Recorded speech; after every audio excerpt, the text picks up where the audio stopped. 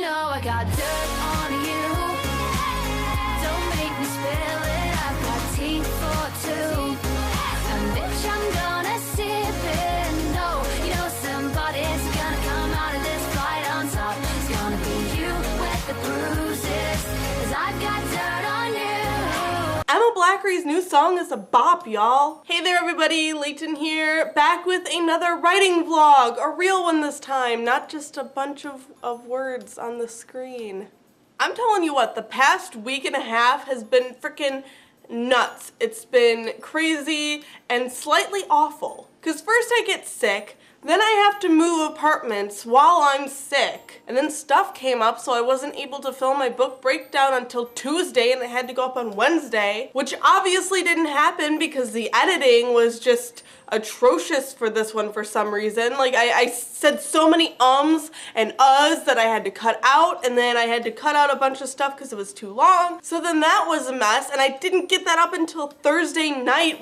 It's just embarrassing. The one good thing that happened this week was that me and my friend Gabby are on spring break, so we drove up to visit my friend Lexi at her college, and we went to see Love, Simon, and it was so good. Oh my god. Anyway, hi there everybody, all 101 of you as I'm filming this video right now.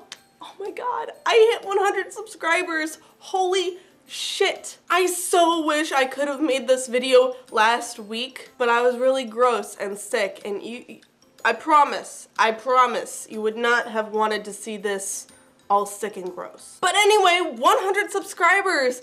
Thank you guys so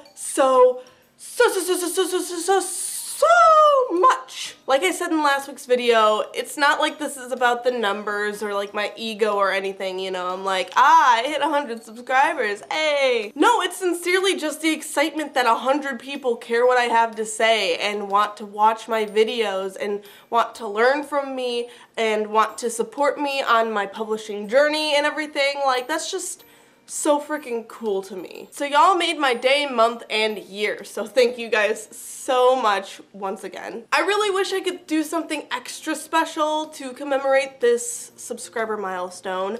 However, I'm still a broke college student, and so I can't do a giveaway or anything, partially because I don't have anything to give away, and partially because I don't have the money to buy something to give away. I would offer like a first chapter critique or something, but there's just not enough engagement yet with my videos where I feel like any type of giveaway would even be successful anyway, so we're just gonna save that for like a 500 subscriber thing if we ever get there. So for now, I just decided to commemorate this astonishing moment by letting you guys know a little bit more about me. Because, I mean, you're subscribing, so you should know who you're subscribing to, right? So something you may not know about me is that I used to have a vlog where I put up maybe 3 or 4 videos, and it was called Nostalgic Girl. And I was talking about stuff that happened in my past, and I was also talking about my pixie cut because I had one at the time. Obviously I grew it out because it was one of the worst mistakes I've ever made. Not because it was a pixie cut, it actually didn't look awful on me. I might do it again someday. It was just that specific haircut that I got because I was too afraid to go too short. It was just bad. It didn't make me look like a boy, it just made me look like a moppy-headed girl. But anyway, that's not what I'm here to talk about today. What I'm here to talk about is one of the stories I told on that channel that I ended up deleting. But it's such a good story, I can't leave it untold. So today I'm going to tell you the story of my first kiss. It's a good one. It's a doozy, so sit back, relax, and enjoy my utter humiliation. And really quickly, you may be wondering, why on your writing channel are you telling us about your first kiss? Because it's amazing story fodder. Feel free to steal it.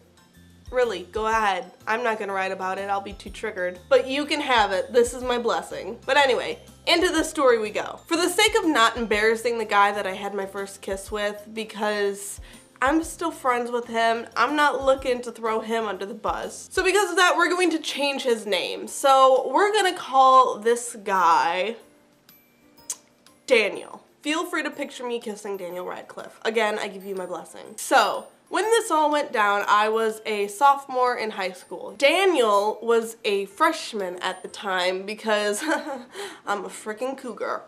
So Daniel was also my first boyfriend. I put it in quotes because, like, it lasted a week. So does that really count? Probably not. But because he was my first boyfriend and because I was young and stupid, I really didn't know how relationships were supposed to go or how first kisses were I had no freaking clue. I had no idea what I was doing. I was in the dark. But I was a romantic. I've always been a romantic. I've always, like, that's why I love books with romances and why I don't really like books that don't have romances. I'm just all for the love. So being a 16-year-old girl who was a romantic at heart, I obviously had these big, grand ideas of what my first kiss would be and how it would go down. And the first thing that really put a real kink in that fantasy of mine was when Daniel basically planned out our first kiss. So originally, both he and I were in band. He played the trombone, I played the flute. And there's this thing called IMEA, which is a band competition thing that people that we go to, we compete, we play solos and try to rank higher than the other schools. My school was the consistent winner. But anyway, so we were going there and Daniel kind of dropped a hint, a very not subtle at all hint, that he wanted our first kiss to happen there. So I told him, well, you know, I don't really want to plan out our first kiss. I'd like it to be spontaneous. So we went there, it did not happen there, and I thought I had kind of dodged that bullet, and I was like, okay, we're still good. I could still have a great first kiss. It could be fine. So then, like, the next day after that, he texted me and asked me if I want to go see a movie. And I'm like, okay, this is when it's gonna happen. We're gonna go to the movie, we're gonna watch it, then we're gonna walk outside. There's a park right across from the movie theater. We're going to go there, and there's this big fountain there. It's not a romantic fountain. It has a statue of a dead president and a dead presidential candidate on it. So, like, not really romantic, but it's still a fountain. And I was like, okay, we're gonna go there. The lights are going to be on. The trees will be all around us. And we will have our first kiss. It will be beautiful. It will be romantic. Oh, sweet, sweet, naive Leighton. So with that in my head, I said that I wanted to go see The Lorax because that was just coming out and I like kids movies. I always have, I always will. Fight me. But Daniel says he doesn't think we should go see The Lorax because it's not romantic enough because there would be kids there. So what romantic movie does he choose for us to go see? Ghost Rider 2. I hadn't even seen Ghost Rider 1. How the fuck is a Nicolas Cage movie romantic? But whatever. I was like, okay, fine. I don't really care. So we went to go see Ghost Rider 2. So we get to the theater and Daniel lets me pick the seats. So I kind of picked my usual when I go to a movie theater, sort of in the middle-ish, like as dead center to the screen that I can get because I like to be in the middle of things. I'm very anal about that kind of stuff, for lack of a better word. And he kind of seemed like, oh, are you sure you want to sit here and not farther back? And I was like, why the fuck would I want to sit farther back? I like to be able to see the screen and not be too far back where I can't see what's happening. You see where this is going, right? Like you have the foresight to understand how I was being naive and he was being a horny little horn dog. And I should also mention that Daniel had kissed girls before. Like, he'd even told me that, you know, he'd had girlfriends in the past, whereas I had not. So going to movie theater, I forgot that people make out in movie theaters, okay? You can't blame me. I was new at all of this. So we sit where I say I want to sit, and then an older couple sits like 2 rows behind us. And that didn't really register to me at the time. I was like, oh, cool, more people in the theater. And then the movie starts. And about 15 minutes into it, where I'm sitting there and trying to figure out what the fuck is happening, because again, I hadn't seen Ghost Rider 1. I didn't know the plot. I didn't know how he'd gotten his weird ghost powers. I had no clue what was happening, so I was just sitting there trying to figure out what the fuck was going on. And so during those 15 minutes, me and Daniel had been holding hands. Like, my left hand was holding his right hand, it was on the armrest, it was fine. But then, for some reason, he does this weird thing where he, like, wraps his arm around me, so like my arm went like this, so I was stuck holding his hand like this. And it was like that then for another 15 minutes. And within the first 5, my hand had lost all feeling. The blood, I could feel the blood just leave that arm. I was sitting there like that. He wouldn't let go either. Like I couldn't like shift or anything. Like I was just kind of stuck, seatbelted into myself. And so that was a thing for a while. And then I start to notice out of the corner of my eye, he's looking at me. And I'm like, fucking stop it. Watch the movie. What the fuck are you looking at? Except with less F-bombs at the time, because back then I was a good little bean who didn't cuss. Obviously, I'm not that person anymore. This experience changed me. So he's been looking at me for a while. My arm's still seatbelted across myself. I finally am able to switch. The blood then drains out of this arm, so it wasn't that great, but at least I wasn't, you know, choking myself. And then I looked to him and I'm like, in my head, I'm like, what is he doing? And then it kind of registers all of a sudden, and I'm like, oh shit, he's gonna kiss me right here, right now, isn't he? And suddenly I'm totally aware of how dead center we are in the middle of the theater with a couple of old people behind us. And so I'm torn between being like, oh my god, this is it, my first kiss, and being like, oh my god, this is it, my first kiss. And again, being a romantic, I wanted everything to be perfect, so I definitely think I let that get to me a little bit, where I was like, no, this isn't perfect. This isn't perfect. There's old people behind us, and like, we're out here for the world to see, and Nicolas Cage is looking at me. But I let it happen anyway because I really wanted my first kiss, and this is gonna make me sound like a horrible or possibly weird person, but I really wanted my first kiss not because I was excited to have my first kiss, as much as I just wanted to get my first kiss out of the way because I was afraid that my first kiss would end up being a stage kiss because I was in theater and people kiss each other in theater, and I was afraid that my first kiss would end up being a stage kiss. So I was like, I gotta get this out of the way. I've gotta get this done. So when Daniel's sitting there looking at me, giving me his look, which I think was supposed to be sexy, but you know, he was a 14-year-old kid, so how sexy can one of those really be? Let me give you a little taste of this look that he was giving me, okay? So let's say the screen is right there, the movie screen. Then he's looking at me sideways, so he's kind of got this thing going on, and then he's got like this droopy eyelid thing going on because sexy, you know?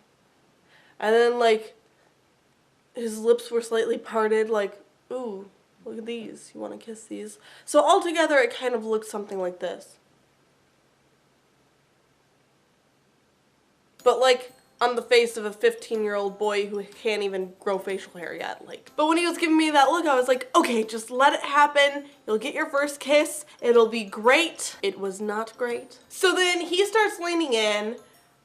I'm freaking out, having my entire thing going on in my head with like old people behind us, middle of the theater, Nicolas Cage is watching, and I close my eyes and I just kind of let it happen. First of all, his lips were so soft. I don't like soft lips. I'm sorry if you have soft lips.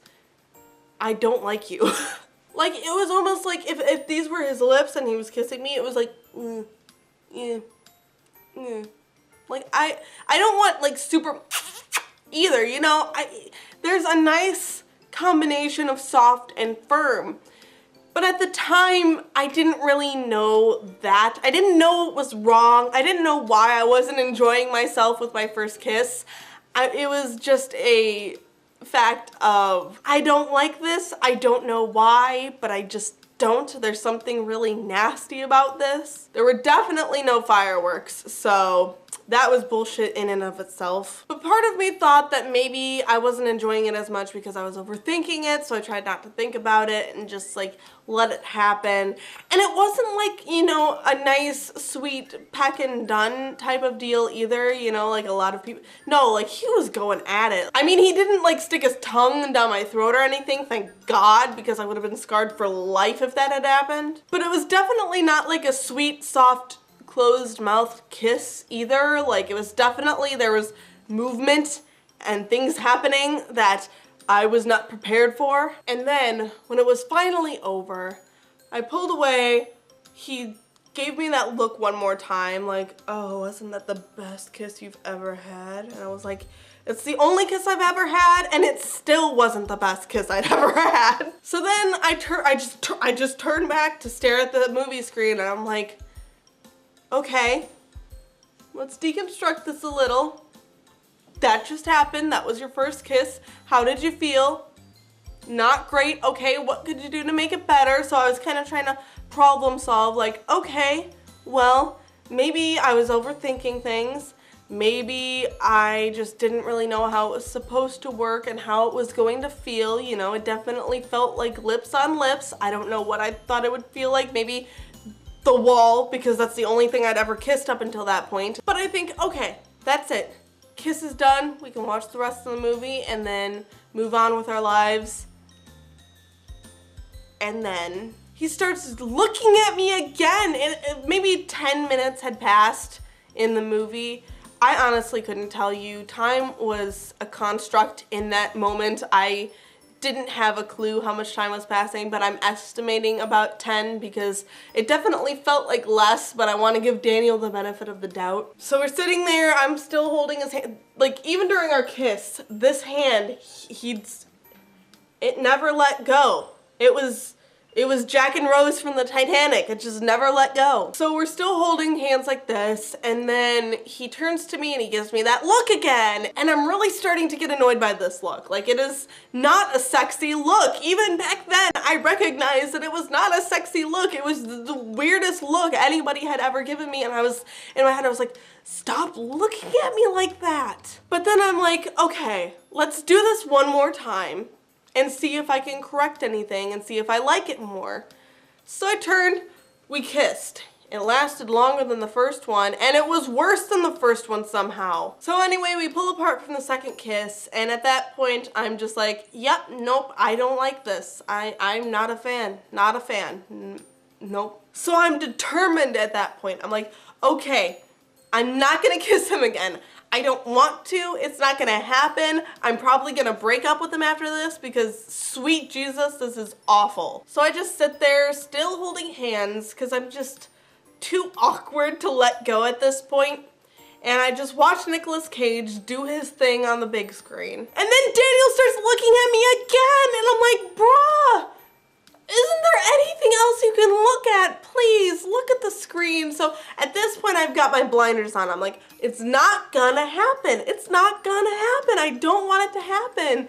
So I sit like that, just blatantly ignore. He literally doesn't watch the movie. He doesn't even turn, like, he doesn't even go, oh, okay, like, she doesn't want to do it again. I'm just gonna watch the movie. No, like, he doesn't even glance at the screen.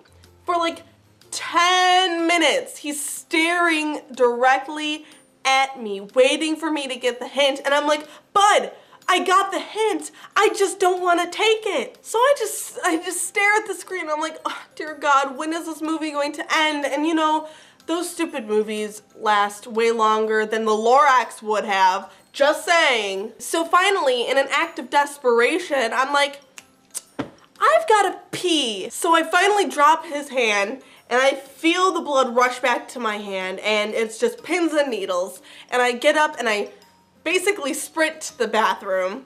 And then I just stand in there for like 20 minutes, just biding my time. I'm like, I've gotta just wait it out. It's almost over, and then I can leave. So he probably thought I was taking like a massive dump or something, and honestly, I couldn't care less if he thought that, because then maybe he wouldn't be attracted to me and try to kiss me again. Unfortunately, I underestimated how horny Daniel really was. So after the 10 to 20 minutes that I was in the bathroom, I finally come back and I sit down, and I can tell the movie's winding down, you know, the final big action scene is happening, and I'm like, thank God, okay. And it's an action scene, so like there's no way he's going to find a reason to try to kiss me. I don't take his hand again. He puts his arm around me again, but I don't take it. I just sit there with my hands in my lap and I stare at the screen. And then, with dread, I realize that there's about to be a kiss scene. Because Nicolas Cage, you know, he saved the day and he got the girl. So there's gonna be a kiss. And I'm like, no, this is exactly when you kiss in movies. Oh. And sure enough, without fail, he looks to me again, and I go, Okay, what the fuck ever, you know, like, let's just do this. So I turned to him one last time. I'm like, maybe the third time's the charm. Maybe I'll like the kiss this time. I didn't. He kisses me the third time. It's possibly worse than the first and second time. I don't really remember at this point, but all I know is that Nicolas Cage is up on the screen witnessing my first, second, and third kiss, and so are the old people behind us, and I'm just utterly humiliated and displeased with the entire situation. Our kiss ends, Nicolas Cage's kiss ends, and the movie ends. Thank God. So he and I walk out of the movie theater hand in hand, not because I wanted to, but because he grabbed my hand and I suck at saying no. So his mom is waiting to pick him up. He asks if I want him to wait with me, and I'm like, no, go ahead. So he drives away and leaves. And immediately I pull out my cell phone and I call my friend Lexi and I go, I had my first kiss! Oh my God! Because it was awful, don't get me wrong. I didn't have some random change of heart the second he drove away. I recognized that all three were nasty as fuck. But I was a teenage girl and I'd had my first kiss. Of course I'm gonna squeal about it with one of my best friends. Like, come on. So I called Lexi, we squealed about it. She asked me questions about it. I tell her that it wasn't great, but hey, it happened. And then my mom picks me up and drives me home. And you'd think that'd be the end of the story, but I do have one last thing to add. The next day, I tell my mom all about the kiss and I'm like, yeah, it wasn't great. I think I'm maybe gonna break up with him. And as I say that, he texts me. And I don't remember the gist of the whole message, but the part that really stands out in my mind is the part where he said, I think I'm falling in love with you. And whoo boy, did I panic. I was like, we've been dating for a week. How the fuck are you falling in love with me? I want to break up with you and you're saying you're falling in love with me? What the fuck? Poor little 15, 16-year-old me didn't know how to handle that shit. So I ended up sending him this paragraph saying, you know, we've only been dating a week. I'm uncomfortable with you saying that, so please never say it again. I didn't break up with him over text because the Sadie Hawkins dance was coming up like in a couple of days, and I didn't want to break up with him before the dance because that would leave both of us dateless, or we'd still be obligated to go with each other and it would just be really awkward. I'm telling you what, I did not know how to maturely handle the situation at all. Like, I just straight up ignored him at school for the next couple of days. We went to the dance together. It was alright. It was kind of fun. It was whatever. And then the next day after the dance, I broke up with him. But yeah, so that's the story of my first kiss, witnessed by Nicolas Cage and the old couple behind us. I've got to say, it could have been worse. I'll count my blessings. But yeah, there you have it. And believe it or not, I have more embarrassing stories. So like, if you ever want to hear another one, get us to another milestone. Because I'm not just going to give out my most embarrassing stories for free. Like, y'all got to work for it. But yeah, I hope you enjoyed my story. If you did, please make sure to hit the like button, subscribe button, and bell icon so that you get notified every time I upload a new video, which is every Saturday and on the first and third Wednesdays of every month. Also, please make sure to follow me on social media. I have Facebook, Tumblr, Twitter, and Instagram all linked in the description below. I also have a personal blog, readwritelovefiction.com, where I talk about my writing adventures, things that are going great or maybe not so great with my writing and publishing journey. I also post the corresponding blog posts to my Let's Talk About Writing videos, and I do spoiler-free reviews there, so if any of that interests you, go ahead and check it out. Also, make sure to check out my official author website, LeightonJWilliams.com, which is the first place I'll be posting any information about my series, The Caspian Chronicles, whether I get an agent or I decide to self-publish. Whatever happens with that series, updates will be posted there first. So check that out if you want to be the first to know. And finally, thank you guys so much for watching this video, and thank you so much for getting us to 100 subscribers. I am honored and blessed, and I'm so excited for the many more weeks, months, years of videos to come, and for our family to grow even more. I love you all, and I hope you have a beautiful day. Bye!